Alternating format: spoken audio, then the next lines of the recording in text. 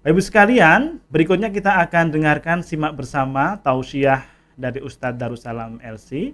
Sekali lagi temanya tentang fikih Ramadan. Kepada Ustadz Darussalam, waktu kami aturkan sepenuhnya.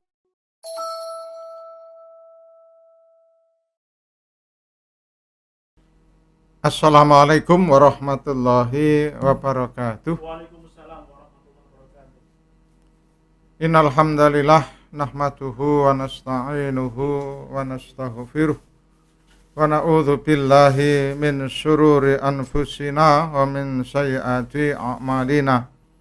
May yahdihillahu fala mudilla lahu wa may yudlil fala hadiyalah. Asyhadu an la ilaha illallah wahdahu la syarikalah wa asyhadu anna Muhammadan abduhu wa rasuluh. Allahumma shalli wa sallim wa barik ala Muhammad wa ala alihi wa ashabihi wa man tabi'ahu bi ihsanin ila yaumil qiyamah wa ba'd. Jamaah rahimakumullah, bapak-bapak, ibu-ibu, pegawai rumah sakit PKU Muhammadiyah Bantul yang dimuliakan Allah. Alhamdulillah pagi hari ini kita bisa bermuajahah untuk thalabul ilmi. Salawat serta salam semoga tetap tercurahkan kepada Nabiullah Muhammad sallallahu alaihi wasallam. Jamaah rahimakumullah, sebagaimana yang telah disampaikan oleh moderator tadi, bahwasanya kita akan membahas tentang fikih Ramadan. Insyaallah seminggu lagi, hari Sabtu bertepatan tanggal 2 April. Nah, kita sudah bertemu dengan bulan Ramadan, insyaallah. Nah, apa yang saya sampaikan di sini kaitannya dengan fikih Ramadan yang sifatnya kadang belum diungkap di buku-buku tentang fikih Ramadan. Kalau apa hal-hal yang sudah terbiasa kita kerjakan, yang sudah mafhum, yang sudah disepakati, tidak perlu saya sampaikan. Nah, yang saya sampaikan nanti kaitannya hal-hal yang kadang sering menjadi perdebatan. Ada perbedaan pendapat. Nah, untuk fikih yang diterbitkan oleh Majelis Tarjih Pimpinan Pusat Muhammadiyah, kemarin filenya sudah saya sampaikan ke panitia, ya nanti mungkin beliau yang akan menyampaikan ke bapak ibu-ibu sekalian, karena filenya sudah saya kirimkan. Nah, nanti untuk hal-hal yang khusus, nah filenya juga sudah saya sampaikan ke panitia. Nanti ini yang apa saya sampaikan ini belum tertulis di buku fikih tuntunan ibadah di bulan Ramadan. Nanti juga monggo kalau mau minta ke panitia apa yang saya sampaikan pada pagi hari ini. Monggo Mas, tulisannya. Nah, untuk memperbanyak puasa di bulan Sya'ban yang pertama, jadi ada tuntunan sebelum kita masuk bulan Ramadan. Nah, kita sudah diperintah oleh Rasulullah untuk memperbanyak puasa sunnah di bulan Sya'ban, yaitu persiapan sebelum masuk bulan Ramadan. Nanti ketika masuk bulan Ramadan, nah kita sudah siap, karena biasanya yang tidak terbiasa puasa, nah puasa Ramadan pertama kali biasanya lemes, malas. Nah, maka ketika kita sudah beberapa hari puasa di bulan Sya'ban, nah begitu masuk bulan Ramadan, nah kita sudah tidak kaget. Hadisnya banyak mengenai tuntunan puasa di bulan Sya'ban. Yang pertama riwayat Imam Bukhari, Muslim, muttafaqun alaih, yang bersumber dari Ummul Mukminin Aisyah radhiyallahu anha. Beliau bercerita, aku tidak pernah melihat Rasulullah sallallahu alaihi wasallam berpuasa selama sebulan penuh kecuali Ramadan, dan aku tidak pernah melihat Rasulullah paling banyak puasanya daripada bulan Sya'ban. Nah, seperti itu. Ini bulan Sya'ban tinggal 7 hari. Nah, monggo kalau mau berpuasa silahkan, bagi yang belum tahu. Tapi nanti ada larangannya, kalau sudah 2 hari, sehari atau 2 hari sebelumnya kita sudah tidak boleh berpuasa. Kemudian hadis yang bersumber sama dari Ummul Mukminin Aisyah, bahwasanya bulan yang paling dicintai oleh Rasulullah untuk berpuasa adalah bulan Sya'ban. Kemudian beliau menyambungnya dengan puasa Ramadan, riwayat Abu Dawud dan Ibnu Majah. Nah, kemudian di sini yang barusan saya sampaikan, janganlah kalian mendahului puasa Ramadan itu dengan puasa sehari atau 2 hari sebelumnya, kecuali seseorang yang sudah terbiasa puasa sebelumnya. Nah, itu baru boleh. Nah, maksudnya bagi yang biasa puasa Senin Kemis atau puasa Daud tetap boleh berpuasa meskipun sehari atau 2 hari. Nah, maksudnya sehari 2 hari ini kaitannya dengan bilangan bulan Sya'ban, okay? Bulan Sya'ban kadang 29, kadang 30. Nah, kalau jumlahnya 30, nah berarti 2 hari. Kalau 29 ya berarti sehari. Nah, itu. Nah, untuk Muhammadiyah bulan Sya'ban pada tahun ini 29 hari. Tapi yang berpaham ru'yah, nah, kemungkinan 30 hari. Nah, prinsipnya pada hari Jumat, nah kita sudah tidak boleh berpuasa.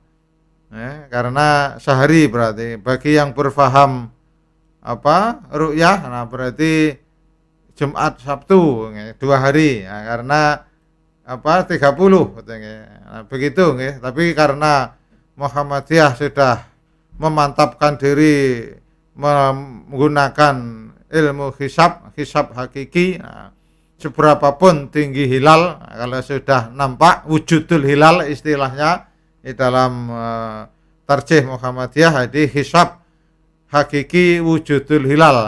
Jadi ketika hilal sudah wujud, sudah ada berapapun derajatnya, meskipun belum bisa dilihat, nah maka itu sudah masuk bulan berikut. Nah, tinggi hilal nanti pada tanggal 29 Sya'ban, yaitu malam Sabtu, Jumat sore. Nah, itu tinggi hilal baru 2 derajat. Nah, 2 derajat ini kemungkinan besar belum bisa dilihat. Ketika yang meru'yah kemungkinan besar tidak bisa melihat.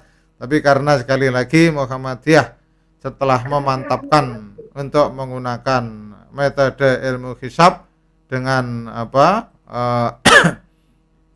wujudul hilal, nah, seberapapun tinggi hilal maka dianggap sudah masuk bulan berikut. Nah, begitu berikut tentang niat puasa sekarang. Nah, ini yang juga sering ditanyakan di masyarakat.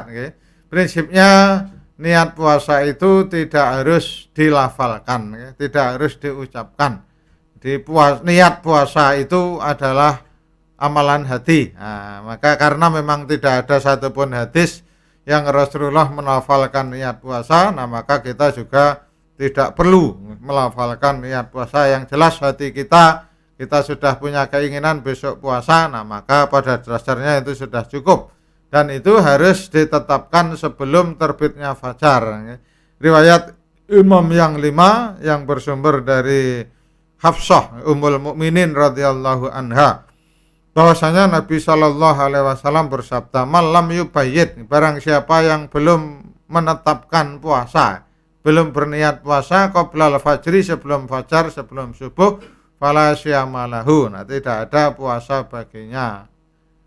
Nah, tadi sudah saya sampaikan, saya merahkan tulisannya, niat puasa tidak perlu dilafalkan karena tidak ada satupun hadis yang menjelaskannya. Niat adalah amalan hati. Nah, kemudian dari sini juga sering ditanyakan, bagaimana kalau lupa niat? Nah, niat itu tadi sudah saya sampaikan tidak perlu dilafalkan. Bahkan suatu amalan itu sudah bisa dianggap sebagai satu niat.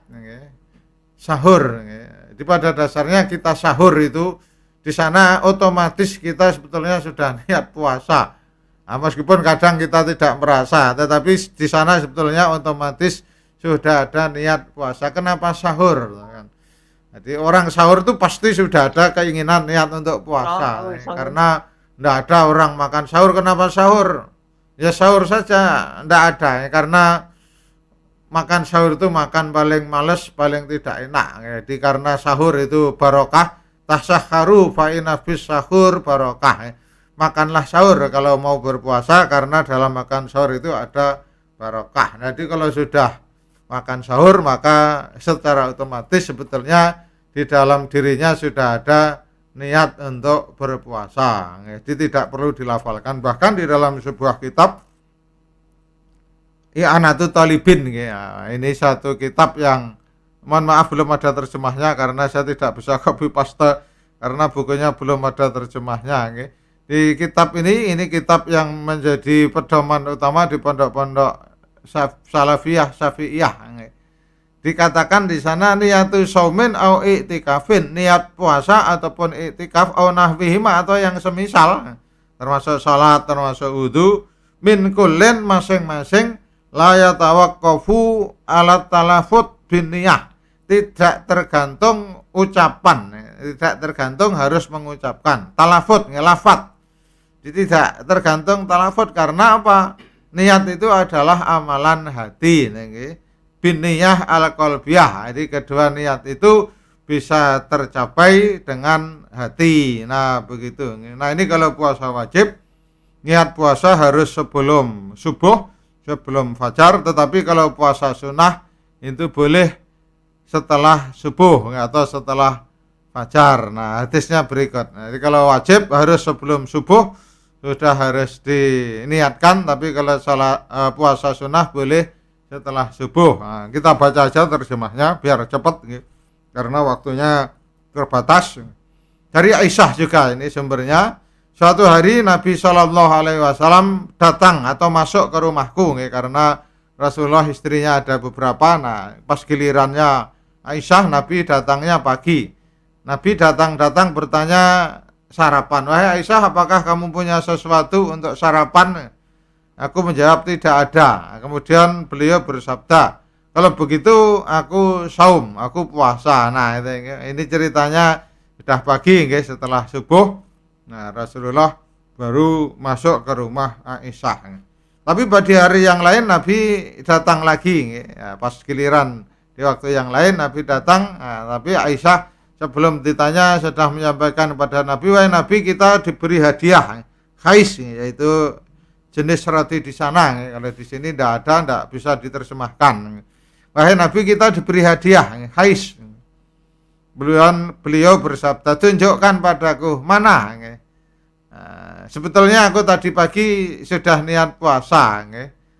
Kemudian Nabi makan. Nah, maka sebaliknya juga orang yang sudah niat puasa sunnah, tapi karena ada satu hajat, nah maka puasa sunnahnya juga boleh dibatalkan. Kemauannya malam sudah niat puasa, sudah sahur, nah tapi ternyata siangnya baru ingat kalau ada undangan manten, ada undangan kondangan, nah maka boleh dibatalkan. Termasuk hadis Nabi ini tadi, ini dia sudah berniat puasa tapi ternyata ada hadiah, mungkin perutnya juga lapar, hadiahnya kalau tidak segera dimakan tidak enak. Nah, ternyata Nabi membatalkan puasa sunnahnya. Nah, begitu. Dalam riwayat Nasa'i ada tambahan. Inama masalul saumul mutatawwi. Sesungguhnya perumpamaan orang yang puasa sunnah itu seperti orang yang ingin bersedekah dari hartanya. Dia ingin bersedekah, dia sudah berniat, oh nanti gajian bulan ini sebagian aku sedekahkan. Nah, kan. Fa in syaa amdoha, jika ia mau dia langsung menyedekahkannya, tapi jika mau dia boleh menahan, tidak jadi sedekah. Maksudnya setelah berniat sedekah tapi tiba-tiba ada keperluan mendadak yang butuh biaya yang lebih, mungkin ada yang sakit dari keluarganya, mungkin anaknya sakit, atau ternyata anaknya butuh biaya sekolah untuk beli peralatan sekolah yang mendadak. Nah, maka sedekahnya boleh ditunda. Nah, begitu nggih. Ini orang yang puasa sunnah ketika ada hajat, ada keperluan, maka boleh dibatalkan. Batasan sahur sekarang. Batasan sahur itu adalah subuh, waktu subuh atau terbitnya fajar, bukan imsak. Imsak itu hanya peringatan, sebentar lagi subuh. Bagi yang belum sahur, segera sahur, bukan batas akhir sahur. Ayatnya jelas, bukan hadis, bukan pendapat, tetapi Quran, sumber utama dalam ajaran Islam sebagai dalil. dalam surat Al-Baqarah ayat 187. Ini sebagian penggalan karena ayatnya panjang.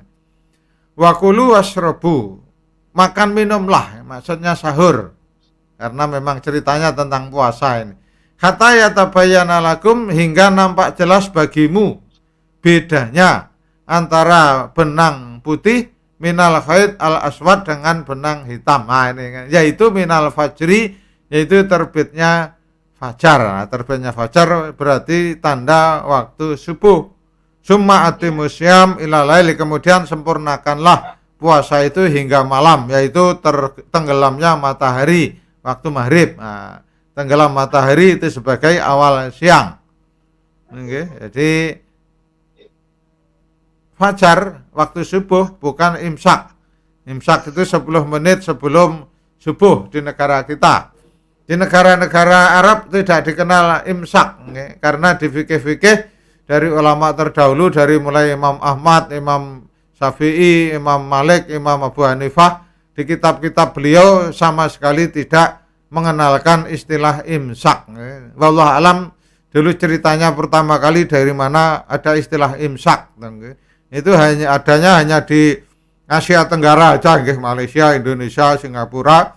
Tapi di negara-negara Timur Tengah, nah di sana tidak dikenal istilah imsak. Nah, itu hanya di kita saja 10 menit sebelum subuh, sebelum fajar. Nah 10 menit itu dasarnya apa? Nah juga tidak jelas. Karena pada zaman Nabi belum dikenal istilah menit, karena belum ada jam waktu itu. Nah, dalam perkembangannya ditemukan jam, kemudian bisa untuk menghitung kapan tenggelamnya matahari, kapan terbitnya matahari, dan seterusnya, kapan terbitnya fajar, dan seterusnya. Nah, kemudian ayat ini juga ditegaskan, dikuatkan dalam hadis berikut. Dari Abdullah bin Amr, Abdullah bin Umar, bukan bin Amr. Kalau Amr itu tulisannya ada wawunya, sama-sama Abdullahnya. Ada Abdullah bin Amr, ada Abdullah bin Umar. Bin Umar bin Khattab, kalau Amr bin As. Dari Abdullah bin Amr, bahwasanya Rasulullah Shallallahu Alaihi Wasallam bersabda, sesungguhnya Bilal itu adzan masih di waktu malam, maka makan minumlah, maksudnya sahurlah, tetaplah sahur, sehingga engkau mendengarkan adzannya Abdullah bin Ummi Maktum. Nah, ini ada dua adzan, adzan awal, adzan sani, adzan pertama, adzan kedua. Yang ini di masyarakat kita belum populer. Nah, di Mekah, Madinah sampai sekarang itu masih ada adzan awal, ada adzan subuh. Yang kita yang belum. Maka makan minumlah sehingga kamu mendengar adzannya Abdullah bin Ummi Maktum, seorang sahabat yang buta. Diceritakan dia adalah seorang laki-laki yang buta. Ia tidak akan mengumandangkan adzan sehingga ia diberitahu, asbahta, asbahta, sudah subuh. Nah, baru dia adzan. Nah, adzannya kan berarti terbitnya fajar. Terbitnya fajar adalah tanda masuknya waktu subuh. Nah, itu di ayat hadis menegaskan bahwasanya akhir dari sahur adalah terbitnya fajar atau masuk waktu subuh. Hadis ini masih dikuatkan hadis berikutnya, riwayat Imam Muslim. Kalau hadis yang di atas tadi riwayat Imam Bukhari, ini yang riwayat Imam Muslim, sumbernya dari Abdullah juga, tapi Abdullah bin Mas'ud yang dikenal dengan Ibnu Mas'ud radhiyallahu an qala telah bersabda Rasulullah sallallahu alaihi wasallam, la yamna'anna ahadan minkum, janganlah sekali-kali menghalangi salah seorang dari kalian adzanu Bilal, adzannya Bilal, min suhurihi, dari sahurnya. Nah, di adzannya Bilal jangan menghalangi kamu sahur. Fa innahu yu'adzinu bilailin, karena dia adzan itu masih di waktu malam. Di hadisnya tertulis yu'adzinu au yunadi. Maksudnya sama adzan, maka tidak saya baca yang yunadinya. Ini maksudnya sama, adzan. Istilah adzan yang lain itu nadi, nida, panggilan, seruan. Bilal itu adzan masih di waktu malam, liyarji'a qaimakum, agar orang-orang yang masih sholat di masjid segera pulang untuk sahur. Wayu kidho naimakum, dan untuk membangunkan orang-orang yang masih tidur. Nah itu di adzannya Bilal itu adalah untuk membangunkan orang-orang yang masih tidur, untuk menyuruh pulang orang-orang yang masih sholat di masjid untuk segera sahur. Nah itu jadi sangat jelas sekali dari ayat dan juga di sini bahwasanya batasan sahur adalah subuh, yaitu terbitnya fajar. Berikut. Nah, dalam kitab Al-Iqna juga sangat jelas, di waktu puasa itu adalah terbitnya fajar yang kedua, fajar sodik. Ya, fajar itu ada dua, fajar kadzib, fajar sodik. Nah, fajar kedua ini yang dimaksud fajar sodik, yaitu sampai ghurubi syamsi, tenggelamnya matahari. Jadi dalam sebuah kitab juga sangat jelas bahwasanya waktu salat adalah sejak terbitnya fajar sampai tenggelamnya matahari. Nah, meskipun demikian masih ada keringanan ketika suatu saat kita kerinan, bangunnya terlambat. Nah, waktu sahur tinggal 3 menit, nah, di tengah-tengah sahur dengar azan padahal belum selesai. Nah, yang demikian masih ada keringanan, masih dibolehkan untuk menghabiskan sahur. Nah, dari Abu Hurairah radhiyallahu an qala, ia berkata, telah bersabda Rasulullah sallallahu alaihi wasallam, idza sami'a ahadukum nida, jika salah satu di antara kalian mendengarkan azan, wal ina'u ala yadihi, sedangkan piring masih di tangan, fala yada'u, maka janganlah dia meletakkan piring tersebut. Maksudnya jangan dia menghentikan sahur hatta yaqdiya hajatahu, sehingga dia menyelesaikan hajatnya hingga selesai. Nah, itu jadi kalau kita sudah pegang piring sahur, nah, tiba-tiba adzan, nah, maka yang di piring boleh dihabiskan. Yang tidak boleh kalau nambah. Kalau nambah sudah tidak boleh.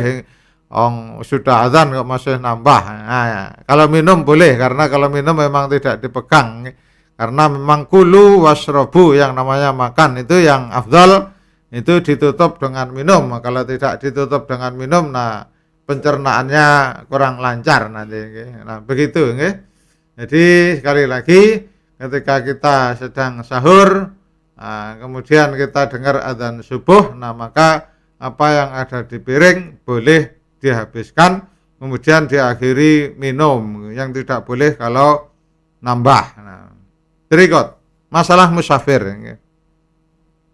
Ayatnya sangat jelas, siapa di antara kalian sakit atau safar, maka dia boleh tidak puasa, tetapi faidatum min ayamin ukhor, boleh mengganti di hari yang lain. Tapi ketika safar, ketika sakit, kok puasa masih kuat. Nah, sakitnya tidak terlalu, safarnya juga menggunakan kendaraan yang nyaman, tidak lelah, tidak mabuk, puasa masih kuat. Nah, maka akhir ayatnya mengatakan wa antasumu khairul lakum, berpuasa itu lebih baik. Nah, itu kan. Ketika berpuasa masih baik, meskipun safar, meskipun sakit, puasa masih kuat, nah maka berpuasa itu lebih baik. Nah, begitu nggih. Berikut, Mas. Membayar apa tadi terjemahnya nggih, tadi sudah saya baca, membayar fidyah nanti di hadis berikutnya nggih, di ayat berikutnya nanti ada tentang membayar fidyah. Nah, maka ketika safar ini nggih, yang sering menjadi pertanyaan, dan sebagian mayoritas orang biasanya kalau safar jauh biasanya langsung tidak puasa. Nah, ini kurang tepat. Okay? Jadi kalau safar bukan mau pergi sudah tidak puasa, tidak begitu yang dicontohkan Nabi. Jadi Nabi ketika safar itu berangkat masih puasa, di tengah jalan tidak kuat, nah maka baru membatalkan. Nah, hadisnya berikut, hadis riwayat Imam Muslim nomor sekian. Dari Jabir bin Abdullah radhiyallahu anhuma, bahwasanya Rasulullah sallallahu alaihi wasallam kharaja, keluar dari Madinah, amal fathi ila Mekah, yaitu pada peristiwa Fathu Mekah. Jadi Nabi keluar dari kota Madinah menuju Mekah untuk menyerang kota Mekah itu fi Ramadan. Fasoma, Nabi puasa. Nah, Nabi berangkat mau perang, bahkan kan safar kan berarti mau Mekah, Madinah, Mekah yang jaraknya lumayan jauh nggih, kurang lebih 400 kiloan itu, mungkin lebih itu nggih. Nabi puasa itu nggih. Padahal hanya naik kuda, naik onta, mayoritas malah jalan kaki nggih. Kata balagha qura al-ghamim, sampai suatu tempat yaitu qura al-ghamim. Nabi masih berpuasa puasa manas, orang-orang juga ikut puasa, para sahabat yang ikut perang, mau berangkat menyerang kota Mekah juga ikut puasa. Sampai suatu tempat yang namanya qura al-ghamim. Kata balagha qura al-ghamim. Tapi di situ Nabi melihat para sahabat sudah sangat lelah, sudah sangat capek, kelihatan sangat lemah. Maka kemudian Nabi meminta sewadah air. Kemudian Nabi mengangkatnya tinggi-tinggi sehingga dilihat oleh para sahabat. Kemudian Nabi minum. Maka orang-orang pun ikut minum karena sudah sangat lelah, sudah sangat capek, sudah sangat haus. Maka Nabi kemudian minum, kemudian diikuti oleh para sahabat. Para sahabat pun akhirnya membatalkan puasanya. Begitu nggih. Kemudian ketika safar bersama teman-teman, ada yang kuat, ada yang tidak. Maka jangan saling menghina, saling menghargai sebaliknya. Dari Anas bin Malik qala, kunna kami nusafiru safar, berpergian bersama Nabi sallallahu alaihi wasallam. Kemudian Nabi bersabda, falam yaib as-shaimu alal muftir, yang puasa jangan menghina yang tidak puasa. Demikian juga walal muftiru, jangan menghina orang yang membatalkan puasanya ala shaim, atas orang yang berpuasa. Riwayat Imam Bukhari halaman sekian. Itu nggih. Jadi karena kemampuan fisik orang berbeda-beda, ada yang kuat, ada yang tidak, naik bis, ada yang mabuk, ada yang tidak. Yang mabuk karena lemah menjadi lemas, maka boleh membatalkan, karena memang dibolehkan membatalkan. Yang merasa masih kuat, ya dilanjutkan puasanya, karena wa antasumu khairul lakum, berpuasa itu lebih baik bagimu meskipun kamu safar. Ketika kamu tahu, ketika kita tahu puasa itu pahalanya lebih besar, maka ketika masih kuat berpuasa, maka sebaliknya berpuasa. Kemudian mandi junub ketika masih sudah masuk subuh. Kadang ini juga dialami terutama para bapak ibu yang sudah menikah. Kadang bangunnya kerinan sampai menjelang subuh tapi belum sempat mandi junub. Dari Abu Bakar, bahwasanya Abu Bakar pernah diminta oleh Marwan untuk menanyakan kepada Ummu Salamah, salah seorang istri Nabi, untuk bertanya mengenai seseorang yang sudah masuk waktu subuh tapi belum mandi, masih junub. Ayasumu, apakah dia boleh berpuasa? Maka Ummu Salamah menjawab, Rasulullah sallallahu alaihi wasallam pernah mengalami demikian, yusbihu junuban, sudah masuk subuh tapi masih junub, belum sempat mandi, min jima'in, karena jima, hubungan suami istri, lamin hulum, bukan karena mimpi. Cuma la yuftiru, Nabi tidak membatalkan puasanya, wala yakdi, Nabi juga tidak mengqadha atau mengganti puasa. Jadi boleh prinsipnya. Yang tidak boleh kalau junubnya yang setelah subuh, itu tidak boleh, dihukum puasa 2 bulan berturut-turut. Berhubungan suami istri di bulan Ramadan, kafaratnya adalah memerdekakan budak. Ketika tidak ada budak atau tidak sanggup memerdekakan budak, kalau di kita tidak ada budak, maka puasa 2 bulan berturut-turut mutatabi ini. Puasa 2 bulan berturut-turut juga tidak sanggup, maka memberi makan 60 orang miskin. Itu begitu. Jadi prinsipnya ketika mungkin bangunnya kesiangan, bangun-bangun 5 menit sudah masuk subuh padahal belum sahur, maka sahurnya boleh didahulukan, mandi junubnya boleh ketika subuh. Wal haid, ini juga bagi para ibu khususnya. Demikian juga bagi wanita yang haid, mohon maaf belum ada terjemahnya. Idzan qata'at damu minal lail, jika darah sudah berhenti di waktu malam, jazalah, maka boleh bagi wanita yang haid itu takhirul ghusli ila subhi, mengakhirkan mandinya sampai waktu subuh. Nah, kadang ibu berhentinya darah haid di malam hari, mau mandi males, dingin. Mandi di malam hari konon juga kurang bagus, bisa rematik katanya. Wallah alam, tapi kalau itu tidak tahu. Itu hanya mitos atau memang kenyataan yang saya tidak tahu. Tapi jelas di dalam masyarakat ada keyakinan sebagian orang mandi di waktu malam setelah maghrib sampai sebelum subuh, nah itu bisa mengganggu kesehatan. Katanya rematik katanya begitu. Tapi menurut dokter tidak tahu. Nah, maka bagi yang haid malam hari kok sudah berhenti darahnya, nah dia boleh menunda mandinya sampai subuh. Wa asbahat shaimatan, paginya kemudian dia puasa, summa alaiha anta tatahara, kemudian wajib baginya untuk mandi untuk mengerjakan sholat. Nah, begitu nggih. Masalah orang lupa sekarang nggih. Nah, kita mungkin sudah sering mendengar nggih, kalau lupa padahal puasa makan minum, maka pada dasarnya itu tidak membatalkan puasanya, selama memang betul-betul tidak sengaja. Yang ini saya dulu juga sudah dari sejak kecil mendapatkan pelajaran ini, kalau lupa kok makan minum padahal puasa, nah maka itu tidak membatalkan puasa. Tapi saya belum pernah sama sekali kok lupa, padahal satu tunggu ketika puasa kok tidak lupa makan minum. Hadisnya sangat jelas, man nasya wa huwa shaimun, barang siapa lupa padahal dia berpuasa, fakala kemudian dia makan, aw syaraba atau minum, fal yutimma saumahu, maka begitu ingat sempurnakanlah puasanya. Boleh, puasanya tidak batal.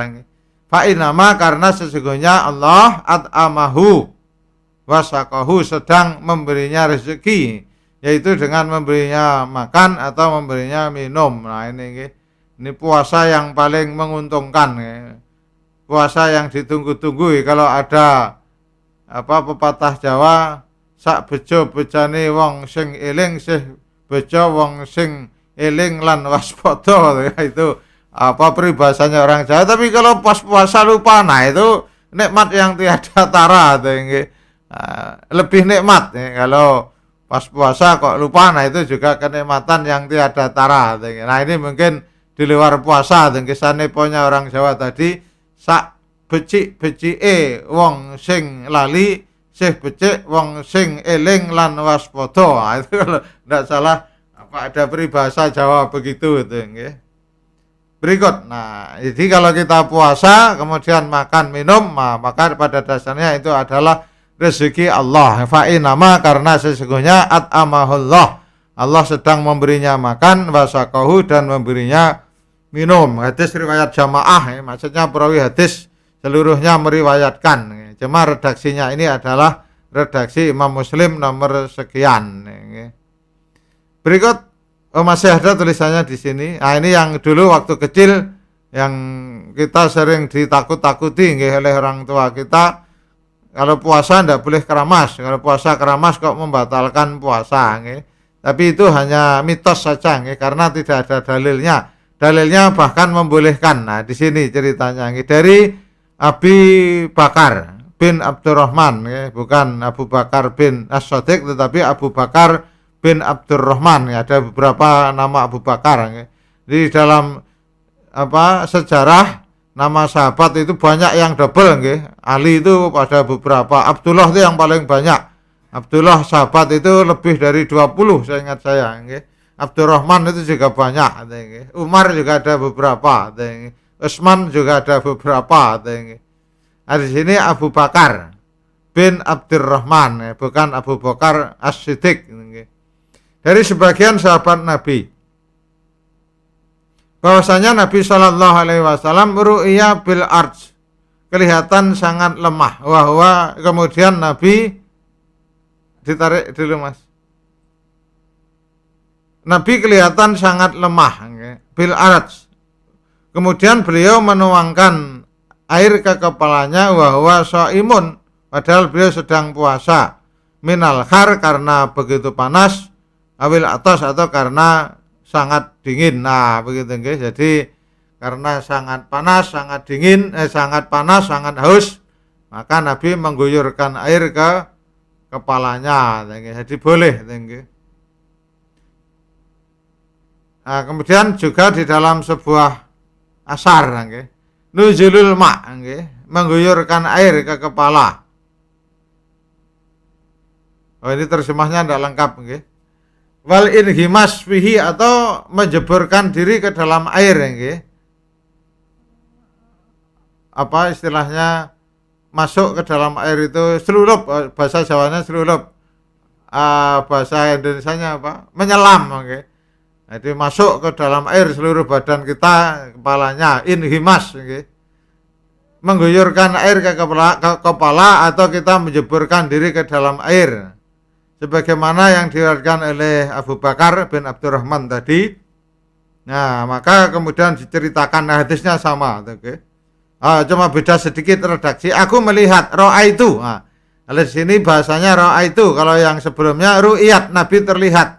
Kalau di sini aku melihat Nabi Shallallahu Alaihi Wasallam yasubu ala ra'sihil ma', mengguyurkan ke dalam kepalanya air, bahwa so'imun, padahal beliau sedang puasa, minal atos, karena sangat haus, atau minal khar, atau karena sangat panas. Nah, ini riwayat Imam Ahmad, Imam Malik, Abu Dawud dengan sanad sahih. Nah, meskipun air masuk ke dalam lambung tanpa sengaja, bi ghairi qasdin, nah, maka puasanya tetap sahih. Nah, begitu.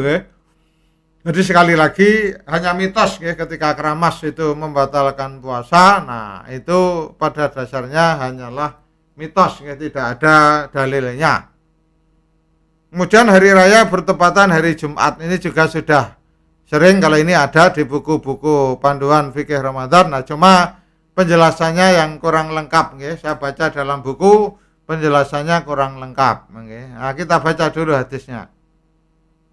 Dari Abu Hurairah, dari Rasulullah Shallallahu Alaihi Wasallam, annahu, bahwasanya Rasulullah Shallallahu Alaihi Wasallam bersabda, qad ijtama'a fi yaumikum hadza idani,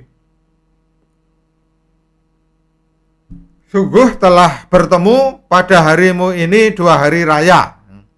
Maksudnya hari raya mingguan Jumat dan hari raya tahunan Idul Fitri ataupun Idul Adha.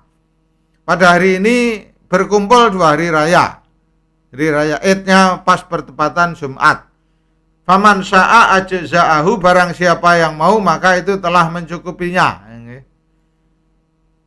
Minal Jumu'ah, dari melaksanakan salat Jumat. Wa inna mujami'un, tapi kami tetap melaksanakan salat Jumat.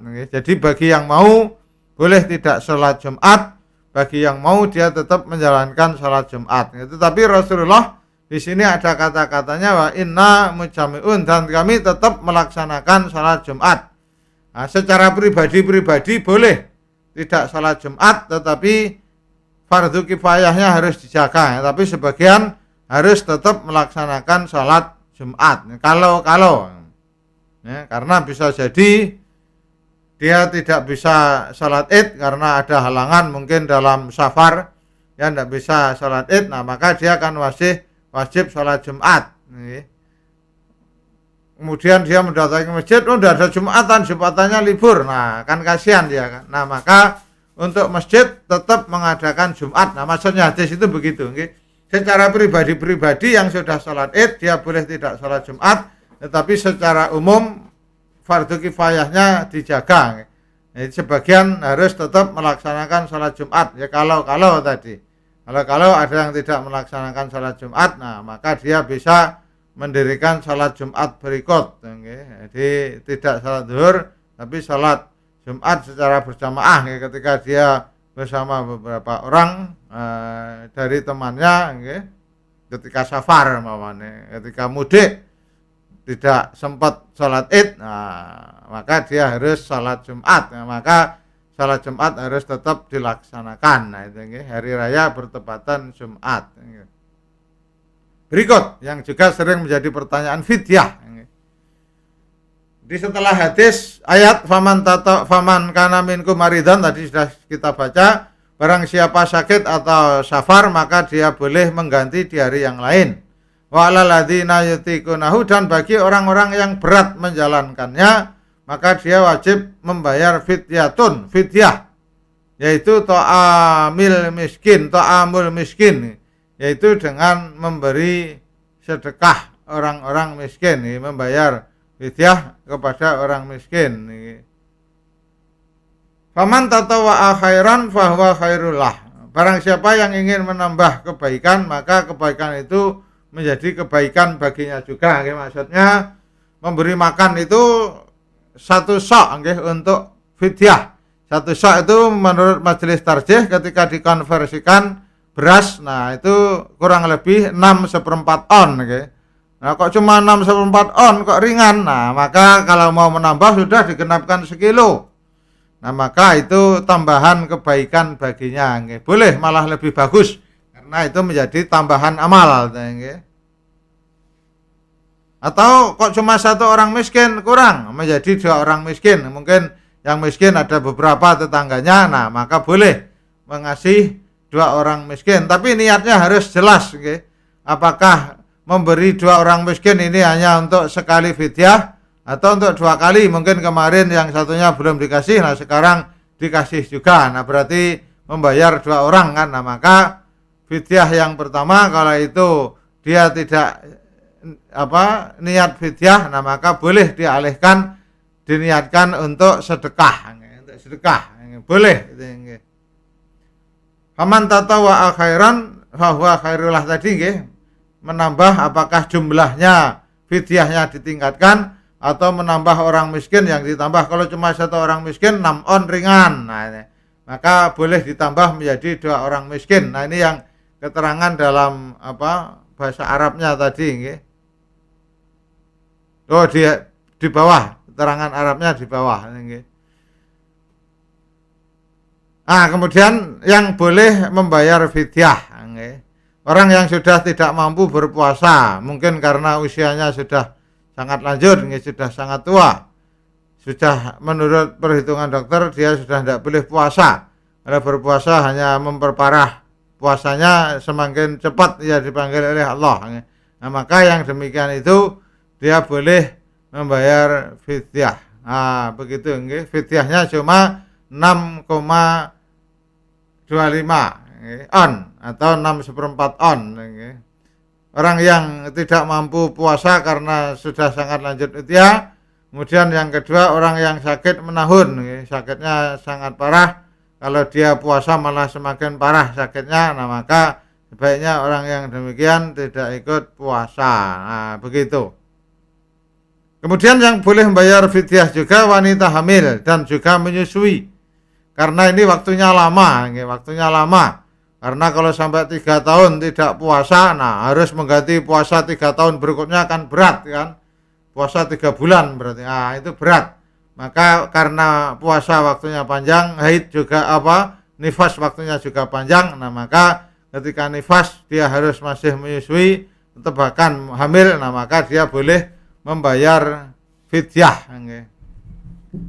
Nah ini yang saya maksud tadi, yada alal mudain. Nah belum ada terjemahnya, maaf. Dia boleh menambah 2 mud atau memberi makan lebih dari 1 orang miskin, itu bagian bawah. Dari yang sudah saya sampaikan tadi, ingin menambah kebaikan tadi. Dia boleh menambah orang, awalnya cuma 1 orang kok ringan, nah kemudian ditambah menjadi 2 orang yang dikasih fidyah, nah itu boleh. Tidak saklek harus 1 mud atau 6/4 on, boleh menambah. Atau yang ditambah jumlah orang miskin, awalnya cuma 1 orang miskin, 1 orang miskin kok ringan, nah ditambah menjadi 2 orang miskin, boleh. Tapi syaratnya harus orang miskin. Kalau orang kaya enggak boleh, wong dia kaya. Nah kalau buka bersama boleh. Nah kemarin yang pertama, Ustaz, kalau fidyah itu gimana kalau kita gabungkan dengan buka bersama? Wah ini sekaligus selesai. Enggak boleh, karena buka bersama itu bukan hanya orang miskin, orang kaya juga ikut buka bersama. Padahal syaratnya fidyah itu harus orang miskin. Nah itu menjadi tidak boleh kalau buka bersama diniatkan membayar fidyah. Karena ketika buka bersama yang berbuka bukan hanya orang miskin. Nah begitu. Berikut.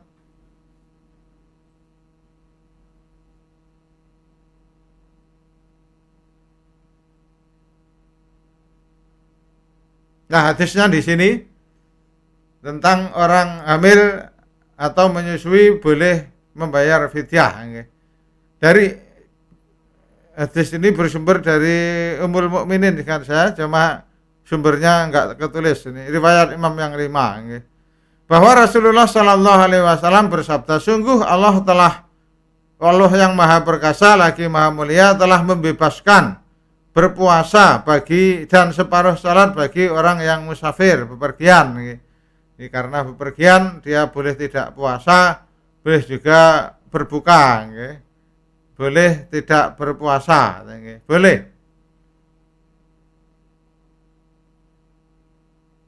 Wassaum. Di Allah membebaskan bagi orang yang musafir puasa, tetapi diganti di hari yang lain nih. Wasat rasalah dan separuh salat. Maksudnya boleh dikosor di orang yang safar, salatnya dikorting separuh, ngesat rasalah, separuh salat. Bagi yang hamil boleh tidak puasa tetapi diganti di hari yang lain bagi yang hamil. Nah, ini di hadis berikutnya. Oh, masih lanjutannya. Wa anil hamil awil murdi, dan Allah membebaskan bagi orang yang hamil atau yang menyusui saum, puasa, tapi diganti dengan fidyah. Jadi diganti dibayar fidyah. Nah, ada yang bertanya, Ustaz, katanya ada yang berpendapat membayar fidyah itu hanya setahun. Kalau tahun ini fidyah, tahun berikut katanya sudah tidak boleh. Nah, kalau ada yang berpendapat begitu, suruh menunjukkan dalilnya, karena hadisnya redaksinya tidak begitu. Nah, artinya umum, selama dia hamil, selama dia menyusui, dan menurut dokter ini berat kalau menyusui, membahayakan janin atau membahayakan bayi, maka sebaiknya berpuasa, karena dia tidak hanya memikirkan dirinya, tetapi juga memikirkan janin atau bayinya yang masih kecil. Jangan sampai nanti lahir cacat atau ketika dewasa dia menjadi orang yang kurang gizi, akhirnya kurang berilmu. Nah, itu tentunya juga tidak baik. Yang lebih baik adalah menyiapkan puasa, menyiapkan generasi dengan yang baik. Nah, ini yang juga saya beberapa kali ditanya. Bulan Ramadan kemarin belum sempat ganti puasa, sampai bulan Ramadan berikut sudah datang. Nah, yang demikian ada beberapa pendapat. Pendapat yang pertama, dia wajib membayar fidyah sebanyak yang ia tinggalkan. Selain fidyah, dia juga wajib mengganti puasa. Tapi riwayat ini ada yang memakai, ada yang tidak, karena sumber ayat ini bukan hadis tetapi asar, yaitu ucapan tabi'in. Ucapan tabi'in atau tabi'ut tabi'in, nah itu sering disebut asar, bukan hadis. Hadis itu ya bersumbernya langsung dari Nabi. Ini hadis sumbernya kan bukan dari Nabi, tetapi dari Abdurrahman bin Qasim, dari bapaknya. Nah, berarti dari Qasimnya, Qasim bin Muhammad. Nah, ini karena dari anak dan dari mana ini?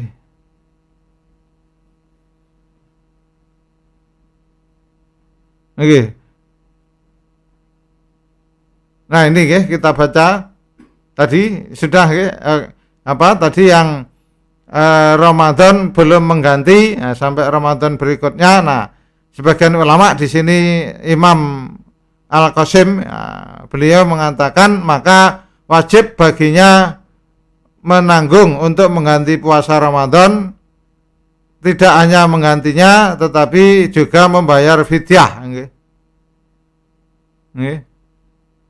Mana terjemahnya mana ini? Barang siapa punya tanggungan untuk mengganti puasa Ramadan, namun dia tidak menggantinya padahal dia mampu untuk berpuasa hingga tiba Ramadan selanjutnya, maka dia menggantinya dengan memberi makan, fidyah setiap hari kepada seorang miskin 1 mud tepung, lalu dia wajib mengqadha. Nah, ini pendapat.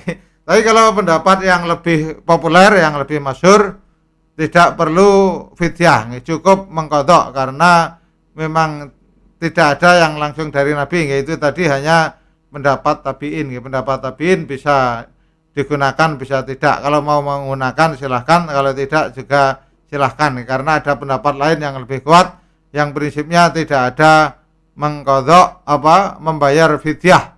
Nggih. Tidak ada membayar fidyah sekaligus mengganti puasa, tidak ada sabun dalilnya. Tapi prinsipnya kalau sudah fidyah ya tidak wajib qadha, kalau sudah wajib qadha ya tidak perlu membayar fidyah. Nah itu nggih. Nah, kemudian ini juga yang sering ditanyakan nggih. Ketika ada orang yang wafat padahal dia masih punya tanggungan puasa. Nah, ini kadang mungkin kita suatu saat mengalami bahwasanya Rasulullah Shallallahu Alaihi Wasallam bersabda, "Man mata wa alaihi syamun." Barang siapa yang meninggal dunia padahal dia punya tanggungan puasa, punya hutang puasa, maka soma anhu waliyuhu. Maka walinya wajib membayarkan. Wali itu yang menjadi tanggungan, yang menjadi tanggungan, maka wajib menggantikan puasa. Apakah pembantu atau apa? Kok pembantu?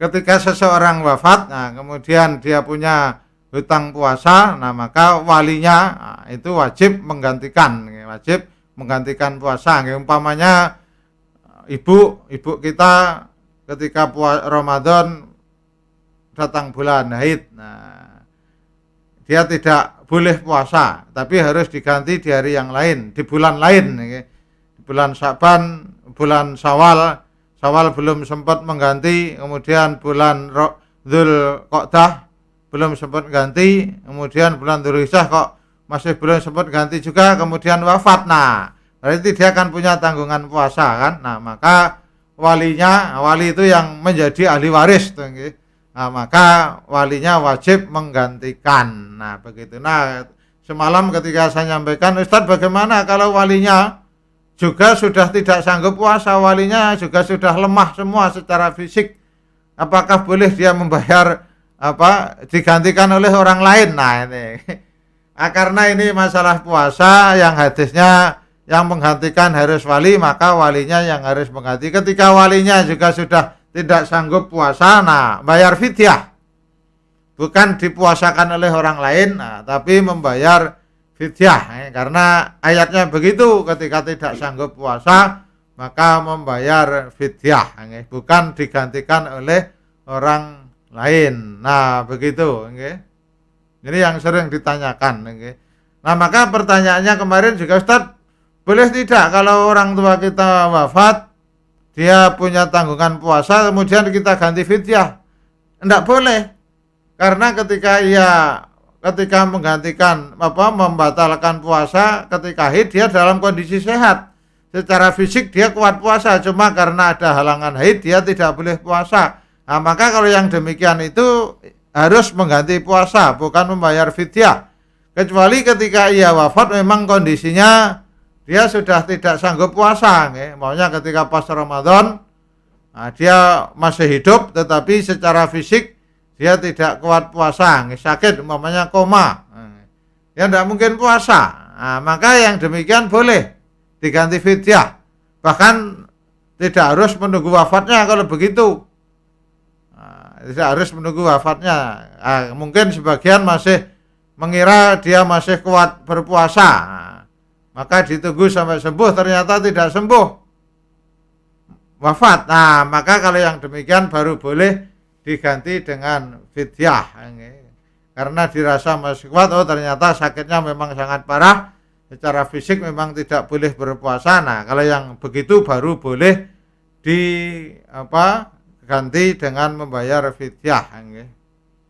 Monggo kalau ada pertanyaan, nanti kalau saya ngomong terus ini panjang, karena masih panjang. Yang bertanya bisa lewat chatting, biar saya lebih mudah, karena untuk langsung agak sulit, karena komunikasinya berbeda. Nanti kalau ada pertanyaan bisa lewat chat,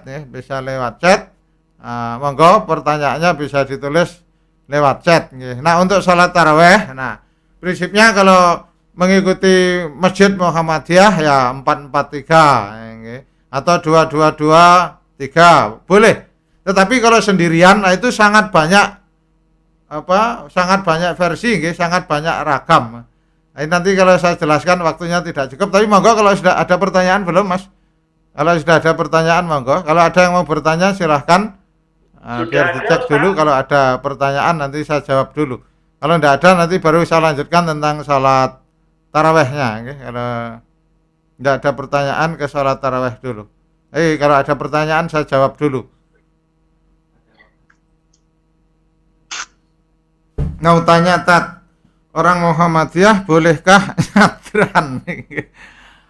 Nyadran bukan tradisi Islam. Okay? Kalau Muhammadiyah tidak boleh. Okay? Kalau Muhammadiyah saya sudah langsung tidak boleh. Beberapa kajian sudah saya jelaskan okay? Di grup-grup Muhammadiyah. Prinsipnya tidak boleh nyadran. Okay? Karena nyadran itu kaitannya kan ziarah kubur itu sudah ada aturan tersendiri. Okay? Ziarah kubur itu niatnya adalah untuk mendoakan, bukan untuk makan-makan. Dimakan-makan di kuburan. Ini mau ziarah kubur kok malah makan-makan. Prinsipnya tidak ada. Termasuk juga mohon maaf sekaligus bermaaf-maafan sebelum bulan Ramadan. Itu juga tidak ada dalilnya. Tidak tahu itu sumbernya dari mana. Karena hadis yang dijadikan dasar sangat jauh dari hadis yang sebenarnya. Karena saya tidak bawa laptop, saya tidak bisa menunjukkan hadis-hadisnya. Sebetulnya sudah ada tulisannya tentang mohon maaf sebelum bulan Ramadan yang prinsipnya tidak ada tuntunan bermaaf-maafan sebelum Ramadan. Batas sahur itu sampai adzan atau iqamah. Wah, ini tadi sudah saya jelaskan, Fajar itu berarti subuh, berarti adzan. Kalau iqamah berarti kan sudah lama, sudah jauh, Jadi ayatnya jelas, Kulu wasrobu hatta yatabayyana lakum al-khaid al-aswad al-khaid al-abyad minal khaid al-aswad minal fajri. Terbitnya fajar. Terbitnya fajar itulah dikumandangkan adzan. Jadi bukan iqamah. Mohon maaf, jadi bukan iqamah. Jika memang bangun terlambat. Kalau memang bangun terlambat masih adzan ya hanya minum saja, tapi sudah tidak boleh makan. Kalau makan nanti malah kebablasan. Jadi cukup minum. Karena bagaimanapun masih ada rusuh di situ. Maka kalau ketika terlambat sudah adzan maka cukup minum. Kalau makan nanti malah bablasan sampai habis waktunya adzan, masih belum selesai sahur. Mau tanya, salat taraweh sampai witir perlu baca doa mana tadi? Sampai witir perlu baca doa iftitah? Tidak.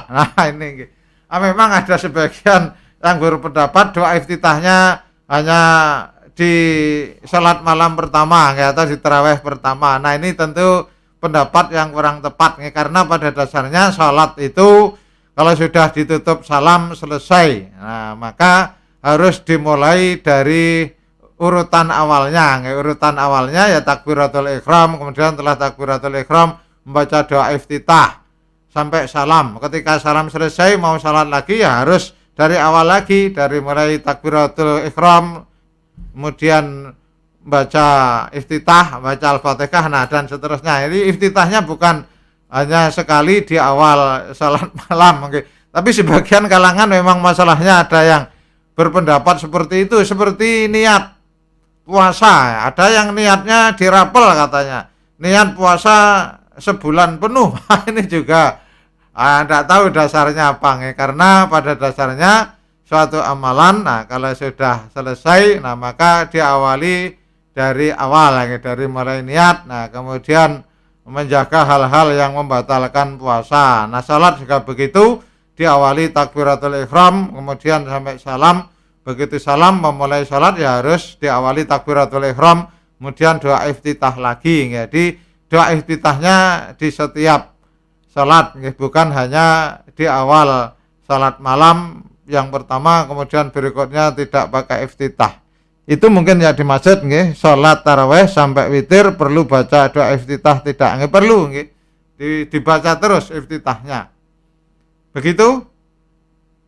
Kalau belum ada pertanyaan, maka yang sering menjadi pertanyaan, tarawih itu lebih utama jamaah atau sendiri. Ini yang sering ditanyakan. Masing-masing ada keistimewaan. Kalau hadis yang hadisnya pada asalnya sholat sunnah itu yang paling utama di rumah.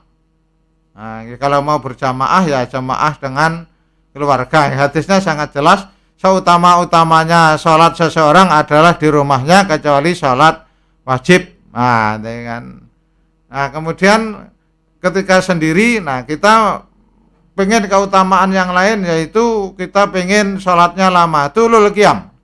Di sini ada tulul qiyam. Berikut mas. Ketika Nabi ditanya, wahai Nabi, amal apa yang paling utama? Nabi menjawab, lama berdiri dalam sholat. Lama berdiri dalam sholat adalah membaca surat yang panjang. Atau sekaligus kita mau mencari waktu yang utama. Waktu yang paling utama untuk salat malam adalah sepertiga malam yang akhir. Karena pada saat itu Allah turun ke sama'ud dunya, yaitu langit yang paling bawah. Hadis riwayat Bukhari Muslim muttafaqun alaih, bersumber dari Abi Hurairah radhiyallahu an bahwasanya Rasulullah sallallahu alaihi wasallam bersabda, yanzilu rabbuna, turunlah Rabb kami Allah subhanahu wa ta'ala setiap malam ke langit dunia ketika malam itu tersisa sepertiga malam yang akhir. Di sini kan di salat malam kita disaksikan langsung oleh Allah. Kemudian Allah berfirman, siapa yang berdoa akan aku kabulkan, siapa yang meminta akan aku beri, siapa yang beristighfar akan aku ampuni. Ini waktu yang utama. Tapi kalau mau berjamaah juga ada keistimewaan. Ditarik ke depan lagi mas. Ini ditarik ke depan. Jadi kalau jamaah ya sudah cukup. Ketika berjamaah juga ada keutamaan tersendiri. Ini ceritanya ini. Jadi Nabi kami melaksanakan puasa Ramadan bersama Rasulullah Sallallahu Alaihi Wasallam. Namun beliau sama sekali tidak pernah sholat malam bersama kami hingga waktu tersisa hanya 7 hari, sudah masuk 23 hari. Kemudian ditarik lagi mas, ini biar ke sana, biar membaca lengkap. Terus satu lagi, di sini. Ini cerita salat malam ini. Jadi kami puasa Ramadan bersama Rasulullah Sallallahu Alaihi Wasallam. Namun Nabi sama sekali tidak pernah salat malam bersama kami hingga tersisa 7 hari. Kemudian pada sisa 7 hari itu Nabi sholat bersama kami hingga lewat sepertiga malam. Pada malam ke-6 sisa beliau tidak sholat lagi bersama kami sehingga tersisa 5 hari. Nabi sholat bersama kami hingga pertengahan malam. Kemudian aku berkata, wahai Rasulullah, bagaimana jika sisa malam kita manfaatkan untuk sholat nafilah? Masih ada sisa, kita gunakan untuk sholat lagi. Begitu. Kemudian Rasulullah bersabda, barang siapa sholat tarawih bersama imam hingga selesai, maka sesungguhnya dia telah menyamai sholat 1 malam penuh. Ini keutamaan kalau sholat tarawih berjamaah. Tapi kalau sholat tarawih berjamaah biasanya ayat yang dibaca tidak panjang-panjang karena jamaahnya macam-macam. Kalau yang dibaca panjang, jamaahnya biasanya juga tidak kuat. Maka kalau berjamaah imam juga bacanya tidak panjang-panjang. Tapi hadis ini biasanya cuma dikutip yang tadi. Innahu man qama ma'al imam khatayan syarifa fa innahu ya'dilu qiyamal lailatin. Ini yang kalau yang di hadis yang panjang yang lengkap yang saya merahkan. Tapi hadis ini biasanya cuma dikutip yang hanya tadi. Tapi terjemahnya sudah ada keterangan salat tarawih. Biasanya hanya dikutip barang siapa salat tarawih bersama imam hingga selesai, maka dia ibarat salat semalam suntuk, semalam penuh. Itu keutamaan kalau kita salat tarawih secara berjamaah, meskipun salatnya hanya setengah jam atau 1 jam, tetapi kita mendapat pahala salat malam penuh. Begitu. Monggo tinggal mau pilih. Kalau saya kadang berjamaah karena ya pengen kumpul-kumpul juga dengan yang lain ikut meramaikan. Tapi kalau suatu saat ingin salatnya lebih panjang, sendiri di malam hari mengambil waktu yang utama sekaligus rakaatnya kita panjangkan, kita membaca surat-surat yang lebih panjang. Nah, begitu kalau saya kadang berjamaah, kadang tidak, atau mungkin pas sore ngantuk. Nah, karena kalau ngantuk ada perintahnya, jika kamu salat malam kok ngantuk maka tidur dulu sampai ngantuknya hilang.